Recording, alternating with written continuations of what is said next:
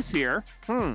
Let's see what they do land on. It's been a long time since I've seen a Xin Zhao in a solo lane, gotta admit that one, but it does make a lot of sense that Sejuani could be going towards the top side. You now have this very powerful bridge coming out from Yike in the jungle in order to should have a very good idea that Yike is in the air, which is why Tian is playing so cautiously at the moment, but with these low health bars, you know a dive is coming. Yeah, the dive will be coming. The flash does come in. That's a nice spell shield. Mako could be in a bit of trouble. First blood does go over to Hansama as it does get traded back here over to Tian. But still can really get going, especially because the Sivir early on is just so weak compared to the Ezreal. So it's just kind of a roaming three-man squad down here. And here comes Cream trying to get in onto Caps as the auto comes in and the hop over the wall. Cream, why'd you give him Tristana again? There's not enough mana to do anything other than Valkyrie away, and following through, making sure you get that last part of the explosive shot is so easy. And we see another game. Guess who's back again and again and again? He's here. The ult is going to hit them both. Hansama, there's nowhere to go. And yes, Mako, he dies. But you think top esports care about that? The answer is no. They get 2 kills. Yeah, it's going to feel great for them. I mean, you feel a little bit bad that Tristana isn't getting Void Grubs. She is one of those champs that really does love them. But at the end of the day, you know, to get the kill, Broken Blade does have TP, so it shouldn't be too big of a deal up there.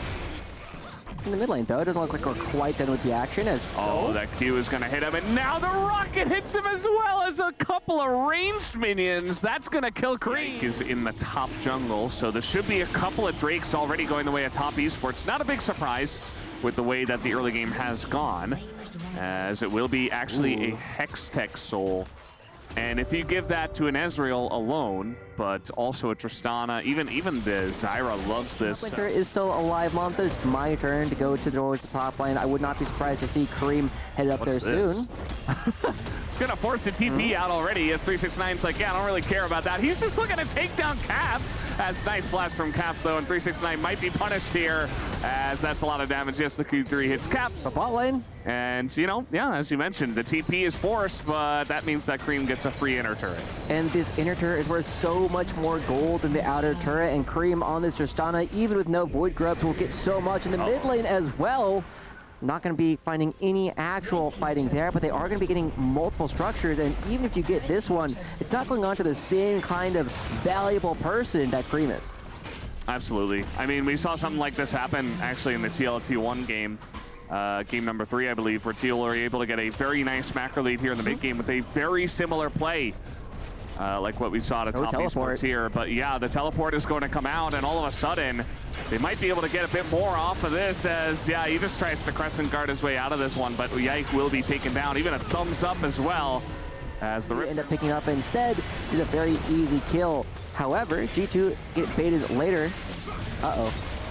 Yeah, 369 in a lot of trouble here, as once again, he's getting very over-aggressive. He's going to pull the Braum over, though, and maybe he gets out from here. The flash as well, as Mickey X does not want to allow this one. And, yeah, I think 369 will eventually go down, right? Cassante is crazy sometimes, but it does take for the Leona and the Cassante. That's really difficult to break through, and they can maneuver themselves very well. They can, you know, push onto you very easily as Cream. We talked about this. Yep. He doesn't need Void Grubs, just hit the turret. Yeah, another inner turret. It's 2 kills, but this time it's divided between 369 and Cream. Still 2 great players to give it towards, and so much pressure coming out in the middle of the map at the same time. We're going to be seeing another turret take a lot of damage as 369 threatens a dive. So the turrets are just falling for free here. I mean, 369 just exerting his presence behind the turret, and that means that G2 have to back away, especially because Caps is in the bottom lane, and yes, he'll get that turret. One of the best souls in the game, just the AoE slow, the only stacking slow in the game actually, still going to come through, and top esports gonna grab another one. Yeah, I mean, G2 are here, they want to fight, but they're late to the party. They get in, and everybody's already left. And so they're going to... Portals, look at how quickly this goes down. G2 walking directly into the trap, and they don't have another option. Yeah, I mean, they have to try to fight for this one, but now we got 369 in the back line. He's going to set it up, and we have the Baron going the way of top esports. Is 369 just going to disappear somehow. Didn't see how that damage went into him. He was just way too deep. As now top esports, they want to get this objective and back away. 10 also going to flash out of this one, and it gets a bit messy. Ike's looking for a bit more. As when comes lightning, he is going to get in onto the Zyra, and he will be shut down. G2, but they really want to get a fight here before this Drake starts. Look at Cream He's just in the top side. His Broken Blade also going to miss his ult, and now they're losing an inhibitor turret. That is brutal, and they're not even done. Top Esports just doing whatever they can to make sure that G2 are still here. Cream still wailing away on the inhibitor. Caps will get there to try and do something, but I think Cream wins that 1v1. It's just insane. How many turrets Cream has taken down by himself? As now we have the TP coming in. The rocket jump to try to get away as Cream is totally fine. He hops away again. No. And here we got a Cassante in the backline, and that is never a good sign for the enemy team as Cream is being isolated by G2. They finally take down that pesky Yordle that is Tristana. But I have a feeling they're not going to be taking out this game as, oh God, that was a huge one. And now we got 369 just chasing him down. Not much of a chance for Hansama to get out of this one. He's got a blast cone and a dream. Oh, wow.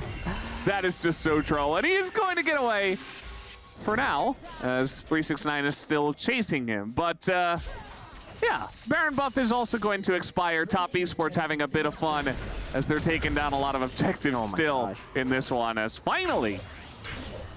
No? Okay, never mind. Wow. Just kidding. As long as Top Esports does not have the Baron, and we are seeing a little bit of that every time Hansama steps up to the wave, does take a chunk out of Jackie Love, and this wave, All right, they're going to try to get down on a Mako, and they do a great job of that. Nicely done by G2. Meanwhile, Cream is just in mid, and he's going to get another free objective here, another free building as down goes Yike.